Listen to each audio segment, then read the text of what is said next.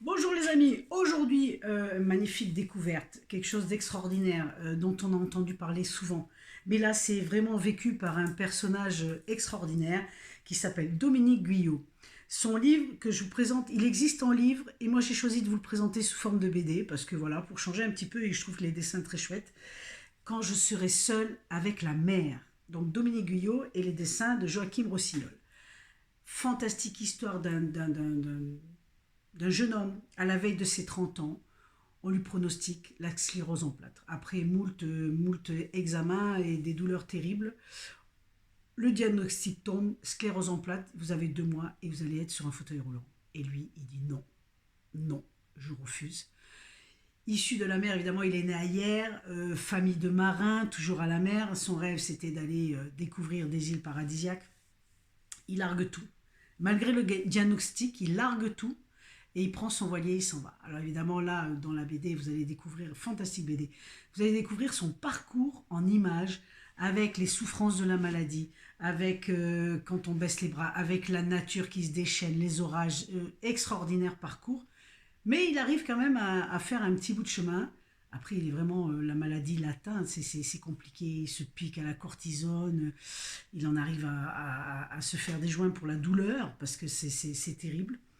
Jusqu'au jour où il arrive dans les Caraïbes, et opportunité d'une rencontre, qui n'arrive jamais par hasard, n'est-ce pas? Opportunité d'une rencontre, quelqu'un lui donne le livre L'éloge du cru. Et lui, il rencontre des gens qui étaient sur un voilier, une famille, qui lui dit bah, tu devrais essayer ça. Il prend le bouquin, il le jette dans la cabine, et puis bon, c'est tout, il continue. Jusqu'au moment où, se retrouvant seul sur son bateau, il s'y met. Il commence à potasser le bouquin, et évidemment, il voit des choses, il dit bah, dans des telles douleurs, qu'il dit ok. Et puis il commence à aller par des îles paradisiaques avec des fruits fantastiques, complètement frais, tombés de l'arbre, pourquoi hésiter. Et il se met à manger des fruits. Il se met à manger cru, on va dire, et essentiellement des fruits. Et au bout d'un moment, quand un soir il roule son joint pour la douleur, il se rend compte qu'il n'a pas pris ses cachets, qu'il n'a pas eu mal à la tête, etc. Donc voilà sa nouvelle vie. Et puis il va continuer là-dessus. Par rapport au cru, il va se poser des questions. Et depuis cette aventure, donc il n'a plus du tout eu mal. Il a continué à manger du cru. Il a continué à faire son voyage dans les îles. Il a trouvé son île paradisiaque. Voilà. Et quand il est revenu, il a témoigné de ça. Le livre existe depuis plus de 25 ans. C'est fantastique, c'est une merveilleuse histoire. Personnellement, je n'ai pas lu le livre, mais franchement, en BD, c'est déjà génial. Et depuis il est revenu, il a repris ses études pour savoir exactement comment il dit. euh, il reprend ses études pour tenter de comprendre l'origine de sa pathologie et les causes de sa résurrection. Après, il va écrire évidemment plusieurs ouvrages, mais là, il reprend les études.